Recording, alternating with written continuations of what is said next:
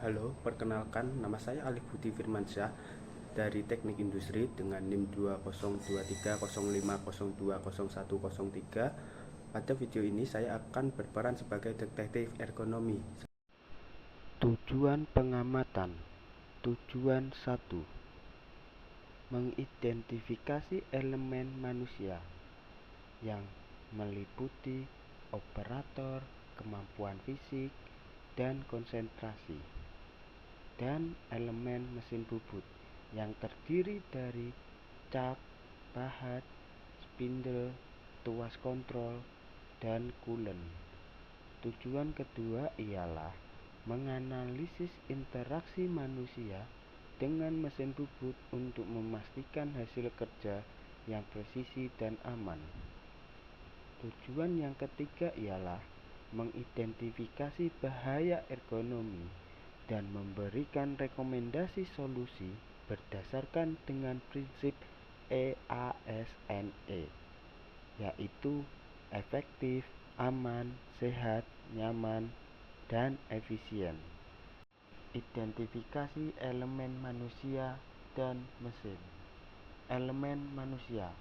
Berdasarkan konsep teknik industri, elemen manusia meliputi: pertama, operator mesin bubut; kedua, kemampuan fisik seperti koordinasi tangan dan mata; ketiga, kemampuan berpikir dalam menentukan parameter pemotongan; dan yang terakhir ialah ketelitian serta pengalaman kerja. Dan juga ada elemen mesin. Elemen mesin terdiri atas mesin bubut sebagai alat utama. Yang kedua ialah cak sebagai penjepit benda kerja. Dan yang ketiga ialah pahat bubut. Keempat, tuas pengatur. Kelima, spindle.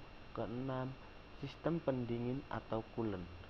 Dan yang terakhir ialah tombol start dan stop. Analisis interaksi manusia dan mesin. Interaksi dimulai ketika operator memasang benda kerja pada cak. Setelah itu, operator mengatur putaran mesin sesuai material yang dikerjakan. Selama proses pembubutan berlangsung, operator terus memantau hasil pemotongan sambil menggerakkan tuas pemakan secara manual. Interaksi ini membutuhkan koordinasi yang baik antara kemampuan manusia dengan kinerja mesin agar hasil pembubutan memiliki dimensi yang presisi dan aman. Identifikasi bahaya ergonomi. Bahaya ergonomi pertama, mungkin kita bisa melihat pada gambar posisi operator pada saat mengoperasikan mesin bubut. Bahaya pertama adalah postur kerja yang membungkuk ketika operator mengamati hasil pemotongan. Posisi ini dapat menyebabkan nyeri pada leher, bahu, dan punggung apabila dilakukan secara terus-menerus. Bahaya ergonomi kedua, dan kita bisa melihat gambarnya pada sebelah kanan pojok, yaitu tangan saat mengoperasikan tuas. Bahaya kedua adalah gerakan tangan yang berulang saat mengoperasikan tuas mesin.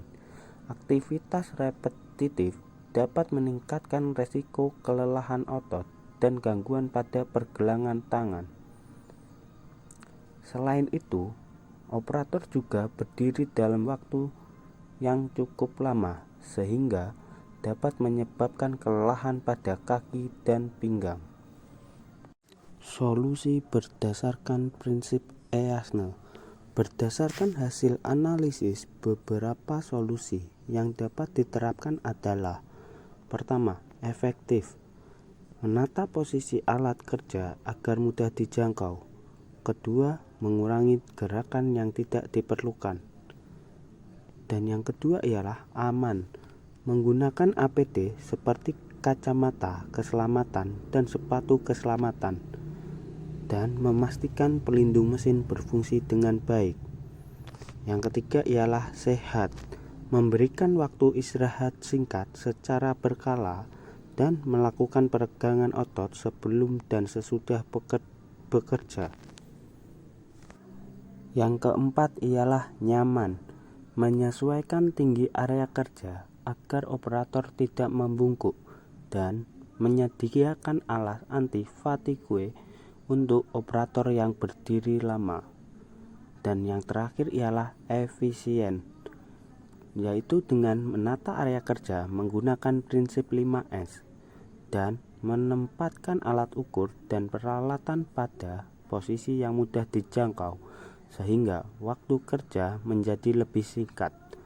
Pengimplementasian ergonomi ini dapat diterapkan prinsip EASNE secara konsisten untuk meningkatkan produktivitas, keselamatan kerja, dan kenyamanan operator mesin bubut.